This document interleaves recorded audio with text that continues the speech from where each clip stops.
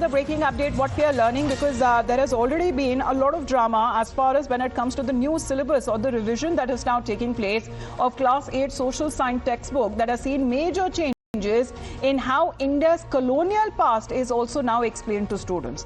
The book now directly says that European colonial powers, including the British, drained India of its wealth, as it highlights that Britain's industrial revolution was partly funded by the wealth that was stolen from India, a phrase that has been originally used by an American historian, Will Durant. Now also saying that a chapter that quotes Indian economist Utsa Patnaik, who estimates that Britain extracted nearly $45 trillion from India between the years of 1765 and 1938, nearly 13 times to the UK's GDP in 2023. The textbook points out that Indians were made to pay for railways, for telegraphs, and even it was when it comes to British interest wars. It's saying that what is often shown as development was actually funded by revenue collected from Indians that led to the destruction of local industry and the education system as well.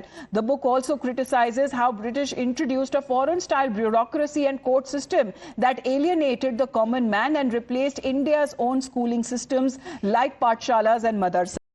We have Tetri with us right now. Tetri, good morning. As far as when we are looking at the drama over the Delhi Sultanate and Mughal, the history that is now being revised in a way where NCERT has been calling it as correction of the historical past there. However, there seems to be a divide over when it comes to British history or colonial history, which is also being taught to students. Well, absolutely. NCERT has also released a statement regarding this entire issue, and in fact NCERT has mentioned that they have brought these changes to get a comprehensive learning for the students. Not just that, but also in fact for the rationalizations. That's what they have been saying. Remember that earlier also there have been controversies as far as deletion and addition of subject is concerned, but now in fact we have been seeing that yesterday it came to light that how the chapters related to Mughals were added, some things were also there that were deleted. But as far as the British colonial rule is concerned, it mentions clearly about how European colonial power, especially British, how did they drain India's wealth, and then after draining India's wealth, they utilized the wealth to establish their own empire. This is what mentioned in the book. Not just that, but also in fact it includes that how the Maratha empires how great warriors were Chhatrapati Shivaji Maharaj,